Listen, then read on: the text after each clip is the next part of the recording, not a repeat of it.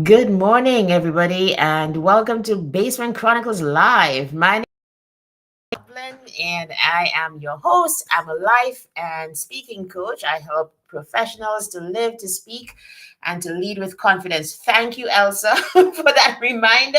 Okay, let me just go live on Instagram as well. Wherever you're watching me from, welcome. My podcast is out today as well, so you can go check that out. I'll tell you more about it later, but I haven't been on for some time, so we need to kind of catch up. How are you doing? How's the morning going? I want to talk about calling today. It's a favorite topic of mine because it just so occupies what I do. As a speaker, as somebody who trains speakers and is a life coach as well. Like those things mean a lot to me because I'm good at them. And I feel like every single person can walk in the thing that you were called to do. I want to actually begin with a quote. So let me pull that up. It is from a book that's a favorite of mine. That book is called Master of One by Jordan Rayner. And he says this. Tell me if this resonates with you. Yes, I'm here, Elsa. When we do our work exceptionally well, focusing first and foremost on serving others rather than pushing a particular agenda, we win the respect of the world and earn the right for our message to be heard. Can I just say that again? For the people in the back, for the people still in bed, wherever you are in the world, okay? When we do our work exceptionally well, focusing first and foremost on serving others rather than pushing a particular agenda, we win the respect of the world and earn the right for our message to be heard. I want you to think about the people you know who are doing work exceptionally well. Why do you think they are? Many times that reason is because they have figured out that if I focus on one thing and I do that thing exceptionally well, I am going to get a lot more traction, a lot more attention, a lot more even income from focusing on one thing well and doing it at such a high level that you surpass everybody else who is just a dabbler. So what are you today? Are you a dabbler? Are you just doing things, because you have to, and doing a bunch of things because you are not sure what you want to do? Or do you exactly know, I was meant for this? And I feel like, oh my goodness, what I'm doing is my calling. It's my gifts plus my why. And I'm doing something that I absolutely love. And I can see myself doing it for the rest of my life. In my podcast today, let me just put that up quickly. I speak about recently having felt that feeling, and I was on stage, a stage speaking, and it just felt so easy. And one of the things that people say, the gurus in the field, CJ, who I always talk about, he is the coach to Eric Thomas, and he's very good at branding people, very good at letting people discover their superpower. And one of the questions he always asks, that I ask my students as well right now, is what is easy for you to do but difficult for others? That usually is one of the indications, either that you are in something that you're supposed to be doing or you're not. Okay. I'll never forget, I tell this in my book that's coming out later this year. I'm not going out back to the office. I tell the story of about a year, no, about 2 or 3 years ago, an email was sent to the staff. I was working at the university, and an email was sent from the head of my department, or I think it was my faculty, because somebody was retiring. Somebody in a similar position to mine in another department within the faculty was retiring. And he was just lauding this person. He said stuff like, this person, we never have to tell her what to do. She's always on point. She has a love for her work. She just knows what to do. She's intuitive, and we are going to miss her. She makes such a great contribution. Hey, Donna, how are you? She makes such a great contribution. I was very happy, sent the congratulations, because to get an email like that, it's really something. But here's what I thought about myself when I saw that email. I said, huh, I don't know in this job that they're ever going to say that about me. Yes, I do my work and I do it well. But to say that I am exceptional at this administrative job, oh, hell no. That was an indication for me that, okay, maybe you're not in the right field. What about you where you are? I love to turn the gaze and the mirror on you as you listen to me and to help you to think about yourself because, especially for the women, we never take the time to figure out ourselves. We're so busy figuring out everybody else. What about you? If you were to leave and retire today from your job, what would they say about you? Would you get the accolades like in the email that I just mentioned? Would they say that about you? Or would it be like, man, well, yeah, she was good, but I don't know that she was in her zone of genius. Maybe she was in her zone of excellence or even zone of competence. And that is one of the books. That's one of the books. I think is Gay Hendricks has a book called The Big Leap. That's one of another great book to read. And he talks about there being four zones for productivity: zone of incompetence, zone of competence, zone of excellence, and zone of genius. When you get to that latter one, the last one is when you really take off, when you are a master at something, when you've found your thing, and when that piece of the puzzle, it has literally fallen into place for you. Are you there yet? And if you're not, are you interested in getting there? So I have a secret. Also, I'm about to tell our secret, girl.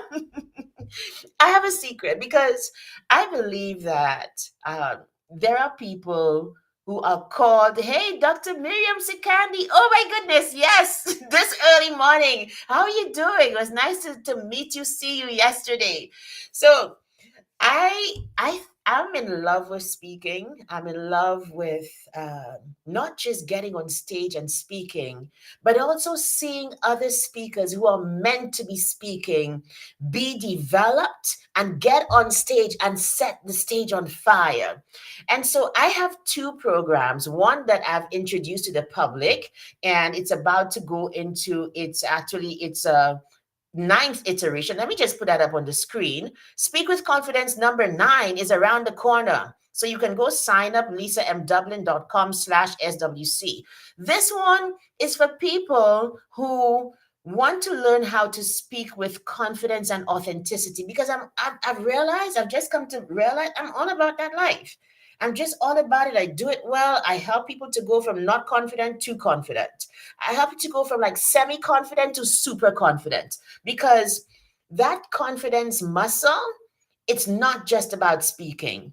People who pass through Speak with Confidence, what happens is they just get more confidence overall and they begin to do new things to the point where I've had to add on other features to the program to accommodate that confidence muscle getting stronger. So you need to get in there for you to see what I'm talking about because it's amazing what happens when you are confident. You think that other people have more talent than you. Nope, nope, that's not it. It's just simply that they are more confident than you, and you can build that confidence muscle. And that is what we do in the Speak with Confidence program. But remember, I told you, like, I'm all about speaking. And before I get to my secret program that I'm going to tell you about right now, here's the thing. I've always just been the person who loves to see people speak and loves to see people when they're on stage and you know that they just make you bear witness to greatness. They catch fire on stage because it's not just that they can speak with confidence, but it's also that they have something to say.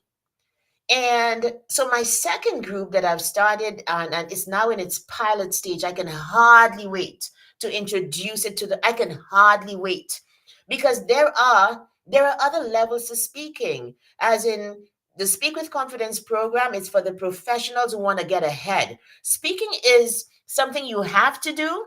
It is demanded of you. It's part of your role, whatever that role is. It'll get you forward and make you go higher in your organization or in your career.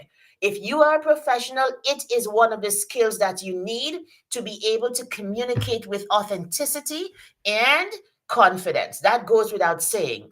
There is another stage, however, another set of people who already have the gift of the gab. They have words for days. Do you know anybody like that? Is that you? Well, for you, sis, or my brother listening to me today, it's not a matter of whether you're confident or not. It's a matter of what do you want to tell the world? And do you know that with that thing that you want to tell the world in the way that you know how to say it, speaking can become either a career or a side hustle for you that can really pay you big bucks. And so when I realized that I was also attracting the people who could already speak, but also needed some help with the confidence to know that they could take it further, I kind of like cheated a little bit and I went and I grabbed, I enticed, I got a couple of great speakers into a cohort for the next program that I'm working on, and it's called Find Your Fire. Because if you have a thing to say and you know how to say it, then listen, the sky's the limit. But many of the speaking programs out there, they just deal with how to say it. And that is necessary because already you have a career, already you are in this field. Speaking is necessary. At some point, speaking can become a love. And, just going about doing this work, some people's breakthrough is waiting for, look at what Dr. Sikandi says, waiting for that voice and waiting for these words. Exactly. When people know, when you understand that speaking is serving, and it makes it easier to get on stage. It makes it easier for you to do all the things to make sure that you are authentic and confident because you serve nobody by being like, the wilting, what do you call it? The wilting flower? Hell no. Oh no. We don't do that. Okay? No, you have to be confident.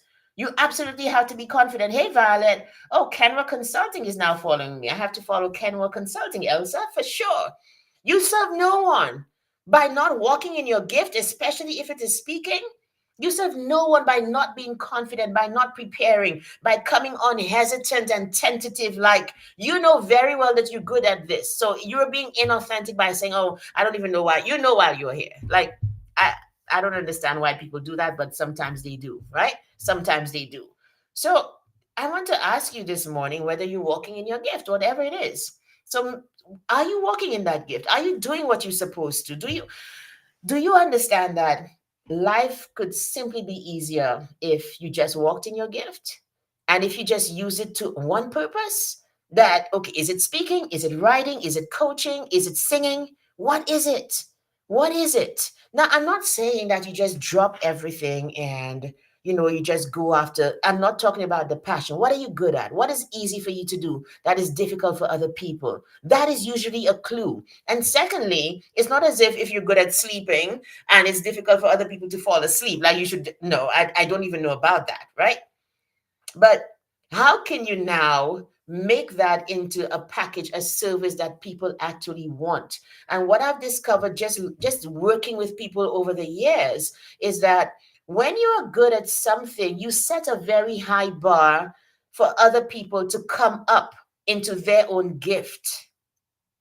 And even if they might not have it as naturally as you do, they do come up higher because you're able to point to things that they can do with practice, with tactics and strategies for them to get better at that thing.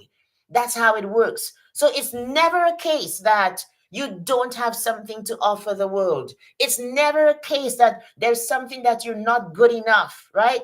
That you're not good enough and you have nothing to offer. There is something that you can do that people need to hear about, that you can teach other people, that can help you to, one, make an impact, and two, make an income. So that is what we're doing in the Find Your Fire group. And, it's a 6-month program, and I'll teach those speakers how to go from 0 to 5K because it's possible. Like speaking is like a huge business, $1 billion industry. There are speakers who will not speak for $5,000 because, like, no, they've just passed that. So it means all of these amounts are staying on the table when, if you're just starting in the speaking business, you could be sweeping those up. If you took your gift seriously and you had a one thing to say that you wanted to tell the world. What I found, like I've done a couple speaking programs over the years, and I found that there is a focus on teaching you the mechanics, the art and science of speaking. But why I think like the Find Your Fire program is different is because, pardon me, we are starting from what do you have to say? What do you want to tell the world? So, all during COVID, right? From 2020, I've been speaking for a very long time. Even before I moved to Canada, back in my home country of St. Lucia, I was already speaking, doing keynotes, being invited here and there, all of the things, right? And I had several messages. They're all similar. You know what I mean? They're all similar. They're all like good messages, inspiring messages. Go after your dream, have discipline. What else? You know, the things motivational speakers say, right? But when you dial in on your one thing, like Jordan Rayner speaks about in Master of One, when you dial in on your one thing is when you begin to make inroads in that niche, in that area.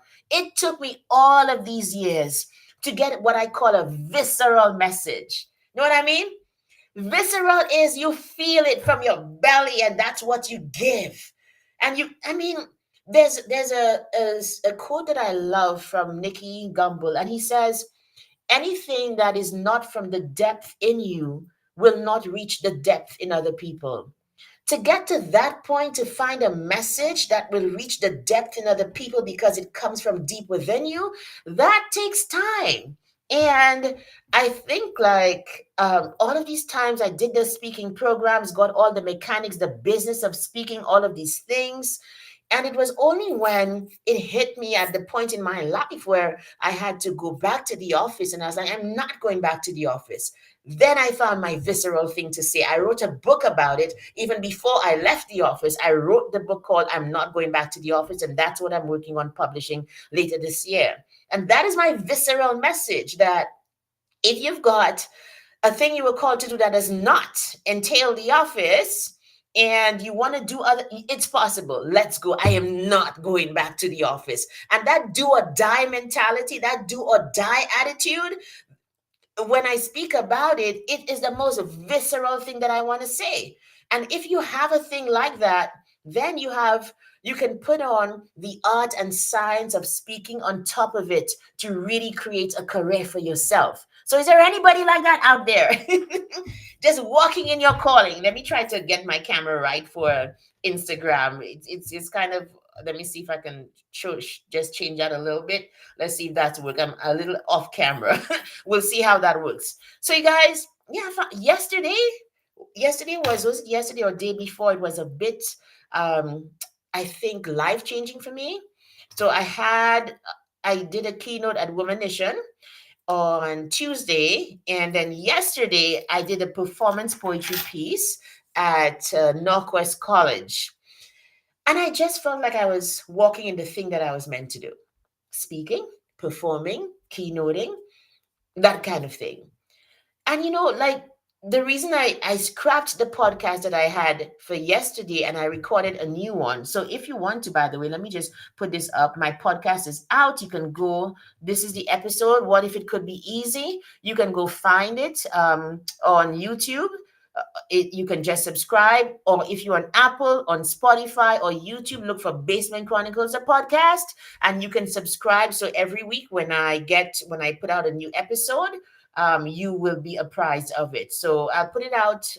You can, the link and everything, but go find it wherever you get podcasts. You can get Basement Chronicles, and it's ready for those authentic people who have a bit of spunk, who are deeply spiritual or getting there, have an appreciation for God, and that kind of thing.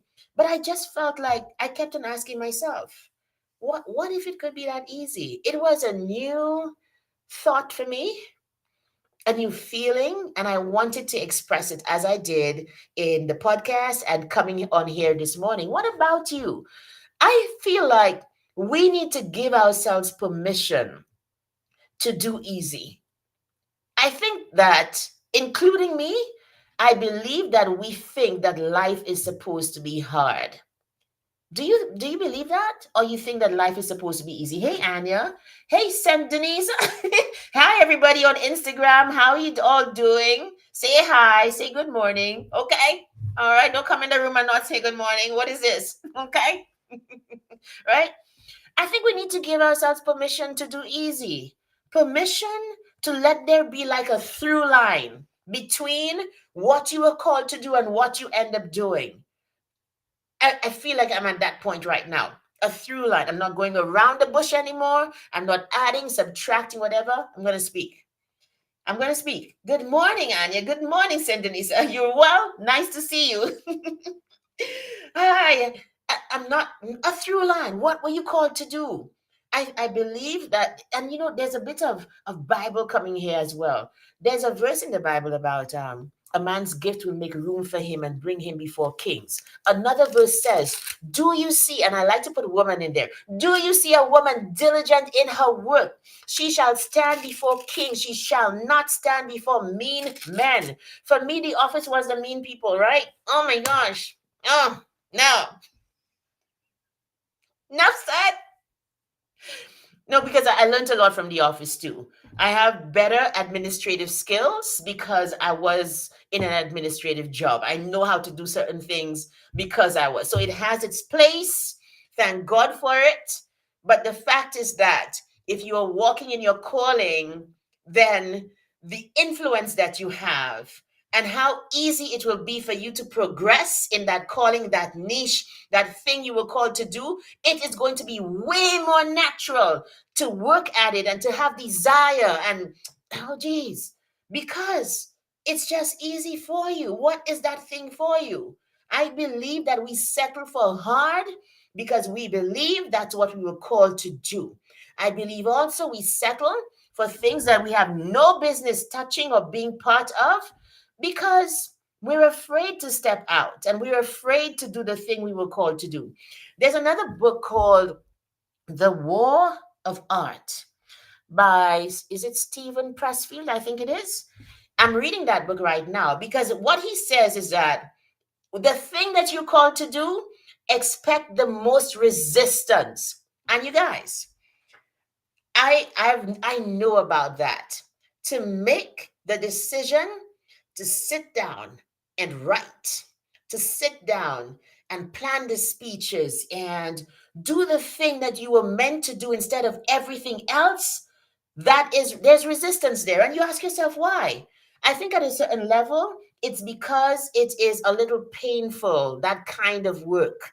That maybe the thing you're called to do might be lonely, it might not be what everybody else is called to do. So you don't have much company, that kind of thing. But at the end of the day, it is going to give you the fastest returns, the best returns, because you're going to be a natural at it and you're going to be looking at everybody trying to do it when you know all you need to do is to put your butt into it and just get it done. What were you called to do? Like in a lot of my programs, I do I have this extensive, oh, the War of Art is right, your favorite. Oh my goodness, you see? I'm not the only one. The War of Art is the book, her favorite book that Dr. Sikandi says. It's a very good book. And I'm like, while I'm reading the book, I'm experiencing the resistance and recognizing it finally for what it is. And I'm like, no, we're gonna change that. We're gonna do better. So when you know what you're called to do, you have to expect that kind of resistance. I hope this helps. Like I do this exercise with people a lot. I've done it here. I have a couple lives, I think, where I actually presented it, but I'll probably like take the whiteboard and we can perhaps do it sometime in the future.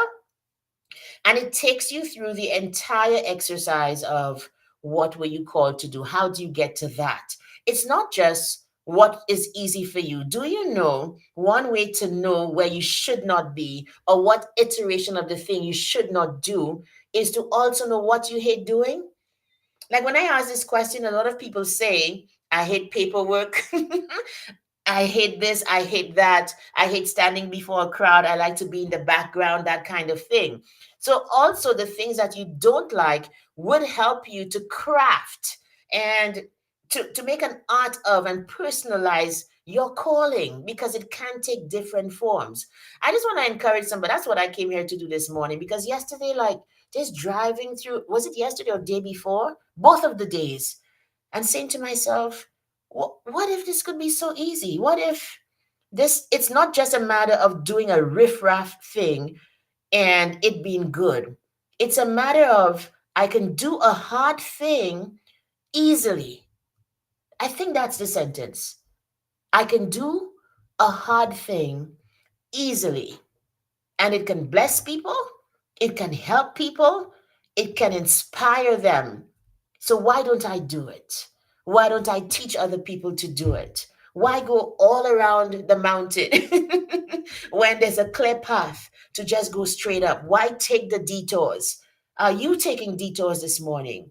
And if you are not sure if you are, just ask yourself, did you want to wake up into the work that you are doing this morning?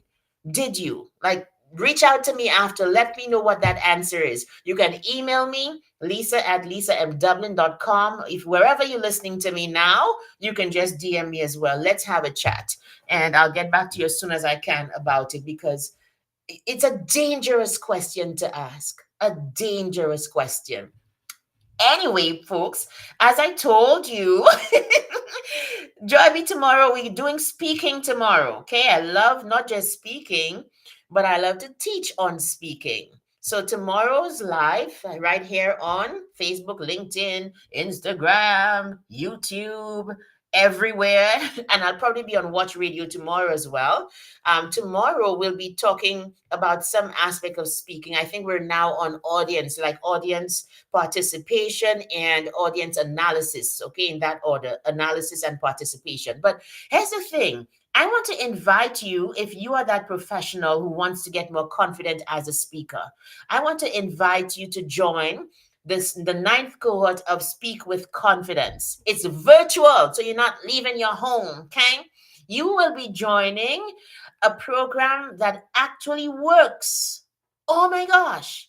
If you go on my website, lisamdublin.com/SWC, you are going to see tons of testimonials, and I have to add some more. It will be hard until it's done. Yes, it actually will, Dr. Sikandi. It actually will. So you will be joining a program that will increase your confidence. There is a one-on-one coaching for the 6 weeks. You're going to meet with me. We're going to have one like a 45-minute coaching session every single week for the 6 weeks. Then you have the live training. We're going to meet every single week, and you're going to be taught according to the 6 pillars that I've based my program on. Would be attitude to speaking, audience, content, delivery, style assessment, and media. I've based it on those pillars. I think I'm missing one in there. That's 5, but it's there. Everything's there. Okay. And did I say media? I did say media. I forgot which one I missed, but we are definitely increasing and improving the program. So let me just put it up again. Then one thing, it's not just a matter of practice. Do you know that? The way that you get better at public speaking is to public speak. I'm sorry. The proof has to be, nah, that's it. That's what beasts do. Okay. Don't come and tell me you're a speaker and there's no speaking. No. You're going to speak in the group and you're going to get timely feedback as well, so that from week to week, we track your progress and you get personalized feedback every single week. There's tons of practice. Some people who come in to Speak with Confidence leave without the fear of the camera. After Speak with Confidence, no, this is easy for you. You just jump on a live, okay? If that's your thing. There's no forcing anybody to do anything, but you're going to get what you paid for if you put your butt into it. Okay. Also, what I realized over the years was that after Speak with Confidence, like it is 6 weeks of pure espresso. People exercise more. People come into that cohort just ready to work, okay? And so it's a shot. It's really like an espresso shot. Like you want to do things because of the program and because everybody around you, the 10 people in your cohort, they too are on a high. Over the years, about maybe cohort 4 or 5, I realized while it was easy for some people to grab the confidence and run with it, other people just receded into their old ways of not getting up to speak, not offering to, be in the public eye, receding into the background when you came to embrace the stage and embrace public speaking. And so, because I'm all about this life, and the reason that I share my gift of speaking, writing, coaching with the world is because I want people to win, because why should you not win? When I realized that, hey, you took the program, you paid me money, and then, well, like, what are you even doing? You're not doing the thing I taught you. I then realized because speaking is a muscle, confidence is a muscle. No, no, it is. And the more you do it, is the better you become. So, because I'm about that life, about getting results for anybody who passes through any of my programs, I added on the speaking school. What is that? If you choose to continue, it is voluntary and it is complimentary. Once you are a graduate of the Speak with Confidence program, you then get enrolled in the speaking school. We meet monthly, once a month, we meet virtually for the continuation of your speaking journey. So you're going to continue to learn how to be confident. You're going to continue to learn stuff. We've done stuff on body language. We've done stuff on networking, how to do it properly. I've done like just even pronunciation practice, we've done as well. All of these things, and there are videos as well that you have access to continue your speaking journey. I say that Speak with Confidence is an investment that keeps on giving. The ROI is high because when you get more confident, now we have to cater for people's confidence. I'm telling you, when you get more confident overall, you want to do new things. It's a new mindset. So we have graduates who all of a sudden are looking at themselves like, hey, like, okay, I can do better than this. Let me apply for this job, right? Or let me apply for let me move. People have moved countries. People have started whole movements. TED Talk this. It's amazing what happens when you recognize how much power and potential you have, and when you can prove it to yourself. Not people telling you. You're gonna prove it to yourself because you'll be doing the work in the group. And that's what happens. Confidence is a muscle. Yes, it is. I really like you'll run with this. Great. It's a muscle. That's what it is. And for example, I always point to the if you see my first live, okay? If you see my first live, people, you know how when you're learning to drive a car, I don't know about you, but I grew up in the Caribbean. It's hot. So, and I was learning to drive with my father. My father was not the best teacher. You made a mistake. He'd be like, oh my gosh, just give me my vehicle. So, endless pressure and stress of learning to drive. Did anybody have a dad like that? But I learned and I drive like him. So I'm not afraid of the road, thank God. Okay. And so, you know how when you started to learn to drive, it was hard. And now it's like a no brainer for you? That's exactly how your speaking life is going to unfold if you keep at it. And so we have provided a program with the features and the extras that you need to continue your speaking journey. So every month in the speaking school, I teach, and then one of the graduates gets to present on anything that he or she wants, anything that he or she wants. So we've had people present on parenting. The last presentation a month ago was one of our graduates is now traveling the world. She's from the US. She's a veteran soldier, and now she's just retired, and she's traveling the world. And she presented on her travel, so we got to vicariously. Hey, hey, Annette, thank you, thank you so much. for saying that. And you're doing great work yourself. I can hardly wait. She and I are going to be doing a podcast together. It's all set, right, Annette? So I'm looking forward to that. And so she presented on her travel. So we got to vicariously just live through her experiences, and she got to present again and fall in love, I think, with speaking once again. And so the other thing that I've added to kind of sweeten the pot, because you know what, like, I figured I'm making my tent right here. I'm just building this speaking thing. Like, we're just doing this, okay? So we're just doing this. So join me on this journey. We've added on, we had Power in Black. It's not just for Black people. No, everybody was in black. That's the reason. And I think we're going to make it a thing every year. So it will be an annual networking event where the graduates of the Speak with Confidence program come to mingle, to meet each other, to network, to meet each other oftentimes for the first time. Okay. We had the first one happened in St. Lucia, because like 40% of the graduates of the program come from the island, which I'm so grateful for. These are my people, you know what I mean? And then we have lots of immigrants, lots of Canadians in the program. A lot of Canadians have already signed up this time. So I think the composition is going to look different. I'm so excited for that, because you know what? Confidence has no race. Confidence has no barriers, no borders. No, you have it or you don't. It might take different, it might look different on different people, but you can tell when somebody knows their stuff. You can tell when somebody's not afraid. You can tell when somebody has something to offer and they can do something. It's not loud. It doesn't have to be. It doesn't have to be out there. It doesn't have to be a bully. But you can tell when somebody knows what they're doing, and you can have faith and confidence in them to help you, whatever the service is. So I hope you see my heart this morning about this program. And if you are interested, like, what I'm doing is have a conversation with me about it. Let's see if it's a good fit for you, because I'm telling you, like, you're not going to come and sit down in this program. Okay? You're going to work. Every program that I've paid for, I am like, because I invested in it, I'm going to milk it for what it's worth. And I encourage my students, show up, do the work, do the exercises, milk this for what it's worth. Come to every coaching session. A lot of people, like, I used to do a half-hour coaching session in the program, and then my students started to say to me, it's not enough.